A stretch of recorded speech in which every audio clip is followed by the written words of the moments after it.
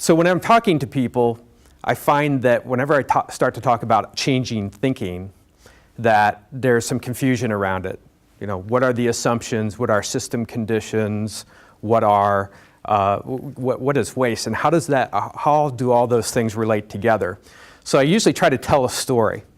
And it goes back to when I first finished my MBA. I worked for an industrial distributor in the Midwest.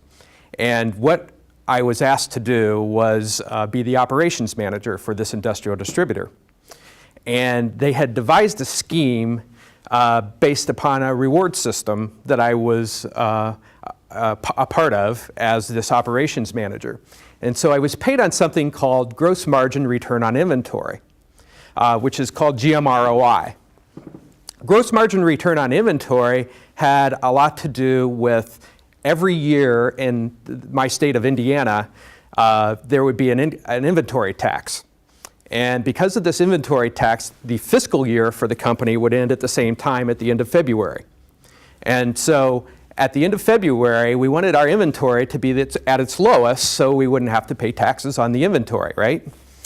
So this GMROI, they thought would be a good way to reward me, to keep me focused on making sure that the inventory was low.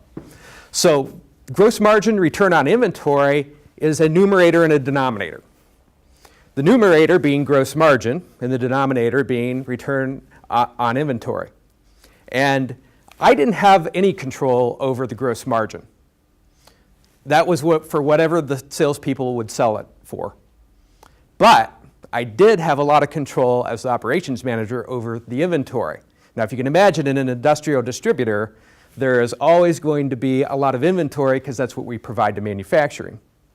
So when I got the breakdown of how I would get paid, I could make up to 100% of my salary based upon how well I did with this figure at the end of February. And it didn't really make a lot of sense. I was new in this management position, so I wasn't really sure how it played out. So the president of the company came to me, I'm going to say in January, my first year there, and said, you know, we really need to be thinking about this inventory, trying to get it down a little bit by the end of February. And I said, okay, well, I can do that. So we started to cut back a little bit, and we got this inventory down. So when the tax came around, we didn't have to pay a lot of taxes on this inventory. Well, in April, they cut the checks for the bonuses. And at the time, you know, $40,000 was a lot of money for a base salary, but I could make up to 100%. I got a 20% bonus.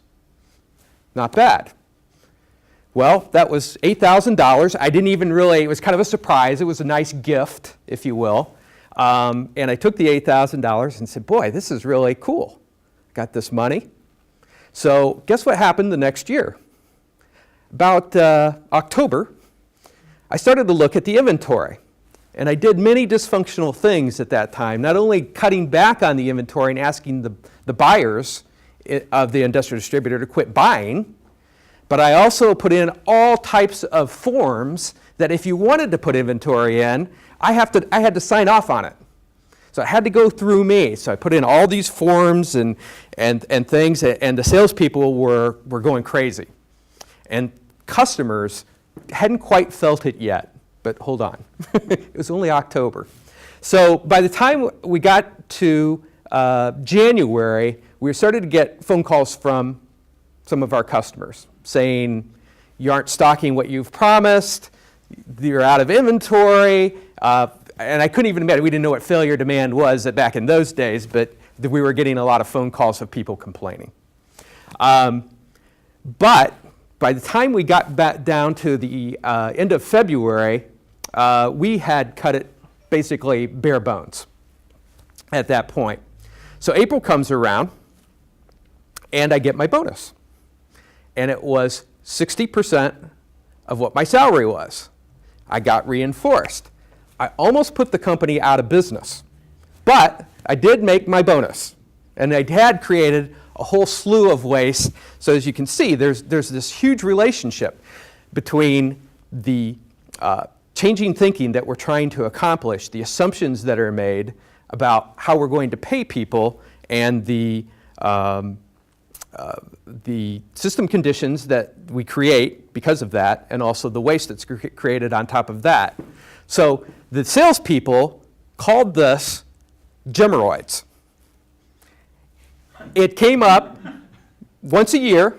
It would flare up once a year, and they would have to take care of that because they knew it was going to happen on an annual basis, that I would be wanting to cut inventory.